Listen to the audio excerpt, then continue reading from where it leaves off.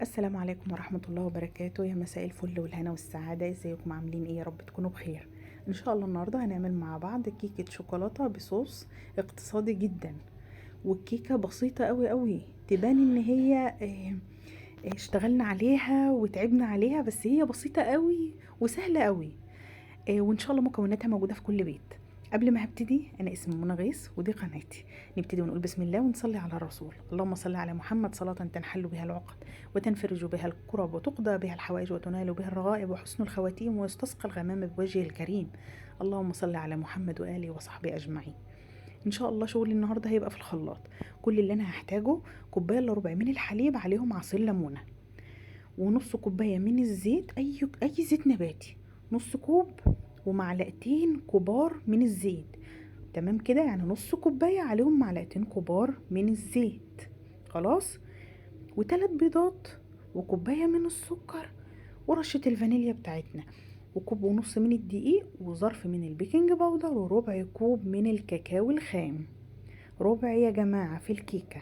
خلاص، وما تقلقوش هو مش قليل ولا حاجة.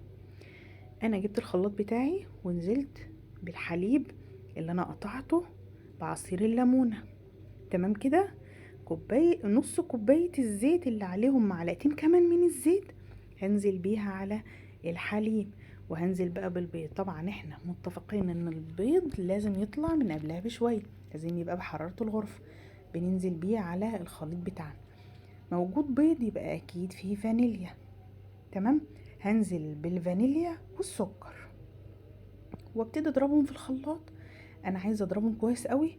اتاكد ان السكر بتاعك اي سكر نوع عندك، مش شرط يبقى فاتح، احنا بنعمل كيكه شوكولاته فمش هنخاف ان هي تغمقها ولا حاجه. ده سكر تموين عادي خالص، غامق حتى هو ظاهر خالص اهو. نزلت بالكوبايه على شفشق الخلاط بتاعي، وهبتدي اضربهم لحد ما اتاكد ان السكر بتاعي داب تماما. بالنسبة للدقيق، احنا قلنا كوباية ونص من الدقيق، وعليهم ربع كوباية من الكاكاو الخام، وظرف من البيكنج باودر. انا اديتهم تقليبة كده مع بعض في بولة، وهنزل بيهم واحدة واحدة كده في الخلاط علشان اتأكد ان الخليط كله اختلط مع بعضه. على فكرة انا مش عايزاه يتضرب قوي في الخلاط. لو انتي قلقانة من الخلاط اشتغلي بالمضرب الكهربي عادي، وممكن تشتغلي كمان بالويسك اليدوي، او احنا كنا زمان بنعمل الكيكة بايدينا، يعني امهاتنا كانوا بيشتغلوا بايديهم. شوفي انتي حابه تشتغلي ازاي واشتغلي ولا يهمك، الحاجه هتطلع معاكي فيها الف بركه. سمي عليها وصلي على النبي وهتطلع معاكي تحفه، وهتبقى احلى مما تتوقعي كمان. ببتدي اضرب الخليط بتاعي زي ما انت شايفه كده، لحد بصوا ما الاقيه الدقيق بيختفي خالص. وبس ما تطولوش عليه بقى في الضرب. اول ما بلاقي الدقيق اختفى خالص بوقف ضرب تماما. بصوا طالع ناعم جدا. جبت الصينيه الكبيره، اي صينيه بقى عندك، هي دي المقاس، الكميه دي هتعمل لك صينيه كبيره. يعني حطيه في صينيه مقاس 30 وما تقلقيش، هتطلع معاكي مرتفعه. انتوا كل برضو ما هتكبري الصينيه يعني ايه، سمك الكيكه بتاعتك هتبقى رفيعه شويه. انا حاولت ان انا اسوي كده الصينيه. طبعا انا الصينيه مدهونه زيت، ما حطيتش دقيق ولا حاجه، انا استكفيت بالزيت. والفرن بتاعي لازم يبقى سخن قبل ما تحط الكيكه 5 دقايق كفايه قوي. تديها خبطتين كده بالراحه، وكده حلوه قوي عشان بس نطلع الهواء الزايد اللي في الكيكه. الكيكه بتاعتي ما خدتش نص ساعه، وانا لقيت ريحتها كده طلعت قوي قوي. رحت مطفيه الفرن وسايباها 3 دقايق في الفرن. انت بتدخلي الخله بتاعتك، ولو طلعت نظيفه كده الكيكه بتاعتك تمام. الكيكه طالعه طريه قوي يا جماعه، قوي يعني، هي مش متحمله اصلا. شوفوا الخلة السنان بتدخل فيها كأنها داخلة في هوا، حاجة خفيفة خالص زي السحابة. مش مش من الكيكات اللي هي بتبقى تقيلة كده هي مرتفعة وما شاء الله ما شاء الله، ده مرتفعة جدا في الصينية، بس خفيفة يعني. آه، مش تقيله كده ولا مكلكعه. هتقعدي تشكشكي كده. على فكره الخطوه اللي انا بعملها دي اختيار، انت لو ما عملتهاش مش مشكله، هي كيكه كده كده كده طريه. بس انا ولادي قالوا لي اسقيها بالحليب.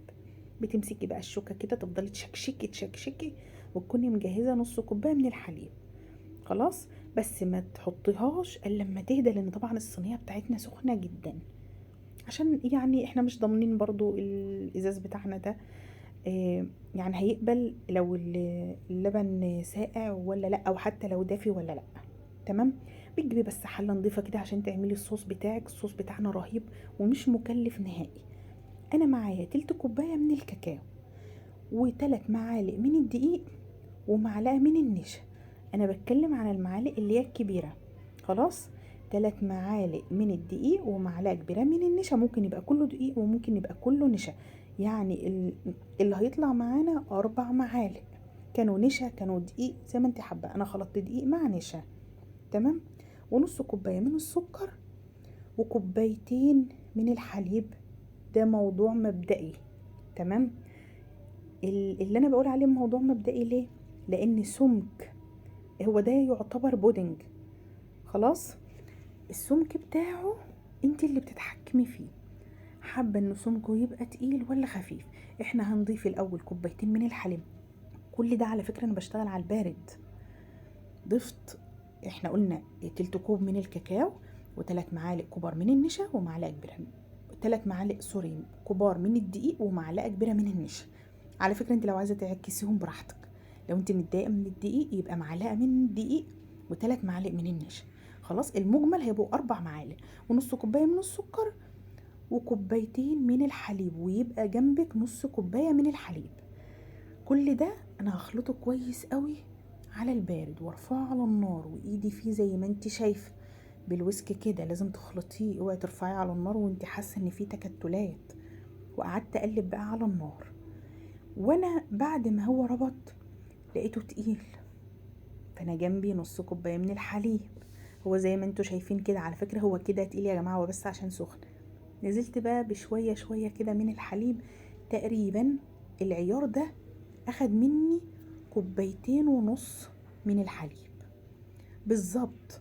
يعني التلت كوب الكاكاو، والثلاث معالق الكبار من بتوع الدقيق، ومعلقه النشا، وكوبايه السكر، خدوا كوبايتين ونص من الحليب. لو انت حابه الصوص يقل عن كده براحتك. انت ممكن تقللي المكونات وتظبطي كده حالك مع. بس هو الصوص ده كده حلو قوي، يعني هو ده الصينيه وطالع بقى حلو كده مع الشوكولاته مناسب، وكميته مناسبه مع الصينيه اللي احنا عاملينها. انا كده تمام قوي. شوفوا السمك عامل ازاي، حلو قوي كده، تحفه يا جماعه. انا حتى انا دقته، الدقيق مش باين فيه والله ولا النشا. اللي طاغي طبعا الشوكولاته اللي احنا حاطينها، الكاكاو اللي احنا حاطينه. احنا ما استخدمناش شوكولاته، يعني دي احنا كل شغلنا بالكاكاو بتاعنا الخام. لو انت حابه كاكاو، عندك كاكاو مسكر اللي متوفر عندك، تقللي بقى من السكر شويه في الكيكه. وفي الصوص نفس الحكايه، بتقللي السكر طالما انت كاكاو بتاعك محل. انا جبت بقى نص كوبايه من الحليب، وقعدت اشرب كده في الكيك. بصراحه انا بعد ما يعني ما حطيت الحليب بقيت اقول يا ريتني ما حطيته، وكنت قلت لهم انا حطيته خلاص. بس هم قالوا لي شرب لنا الكيكه، وما بيحبوا الكيكه اللي شاربه حليب قوي. شرب لنا يا ماما الكيكه بالحليب. بس هي والله ما محتاجه. برضو هي ايه، زادت حلاوه. مش هقول لكم ان هي عملت حاجه، لا بالعكس والله الكيكه زادت حلاوه. اتشربت كده معايا هي. بس على فكره عشان اقول لكم هي مش هتبقى عايمه في الحليب ولا حاجه، احنا حاطين حاجه بسيطه. نزلت بقى بالصوص بتاعي كده، افرده في الصينيه. وفي حاجه بقى عايزه اقول لكم عليها. البودنج اللي احنا عاملينه على الوش او صوص الشوكولاته، يعني يا ريت تسيبوه يبرد علشان يبقى سهل عليكم ان انتوا تزينوه زي ما تحبوا. طبعا انا زي ما انتوا عارفين شعب المنزل مش بيصبر. خلاص. هم عايزين الكيكه اصلا من قبل ما اعملها. بيجي بقى اي صينيه عندك كده بقى، وتروحي يعني احطها. انا قلت لكم على، كنت ناويه ان انا اقول لكم على شكلين كده للتزيين. بصوا هي الصينيه الكيكه بالصوص كده تحفه، مش وحشه خالص، دي جميله. بس يعني ايه، لمسه بقى كده علشان العيال بيحبوا الحاجات دي. نزلت كده بسبرينكلز او فارماسيلا اللي هي الشوكولاته. وكنت بشرة كاكاو، ده كاكاو خام بشرته، كنت حاطاه في الفريزر. طب بس طبعا اول ما حطيته على البودنج هو لسه سخن، بدأ يسيح معاه. وطبعا احنا كمان في الحر، بر الشوكولاتة مش متحمل الحر، فهو اصلا دايب لوحده. خلاص. فانتي لو انتي هتحطيها في التلاجة تبقى باردة يبقى افضل. لو عملتيها، انا مرضتش ان انا اعمل كاتنج للموضوع ده واكمل بسبرينكلز، لا حبيت ان انا الفت نظركم للنقطة دي. خلاص. المهم ان هي الكيكه طالعه حاجه كده خطيره، تحفه قوي يا جماعه. الكيكه من جوه شفتوا السحابه، خفيفه قوي. يعني احنا ممكن نقول ايه دي، سحاب الشوكولاته ولا ايه نسميها ايه الكيكه دي. يعني انا اصلا كنت داخله على الاساس ان انا هعمل شاتو، فلقيتني بعمل حاجه تانية خالص غير الشاتو. صوص الشوكولاته هيعجبكم قوي، مش مسكر ولا حاجه، السكر كله مظبوط حلو جدا. تزينوها بقى زي ما انتوا عايزين. لو انتوا حابه تزينوها بالكاكاو خام كده ترشوا عليها تمام. اقطع اللي هي شوكولات شيبس براحتكم، شوفوا انتوا تحبوا الايه لاطفالكم يعني وبيحبوا ايه. بصوا انا الكيكه نفسها شوفوا انا بعملها، تحسوا ان الكيكه كده كيكه حنينه كده. هو ده بصراحه اقرب تشبيه ليها، ان شاء الله لما هتجربوها هتعرفوا انا اقصد ايه. اتمنى من كل قلبي ان تكون الوصفة عجبتكم، واتمنى تجربوها. ما تنسوش اللايك والشير والسبسكرايب، والف هنا مقدما للي هيجرب الوصفة. اشوفكم على خير في حفظ الرحمن. باي باي.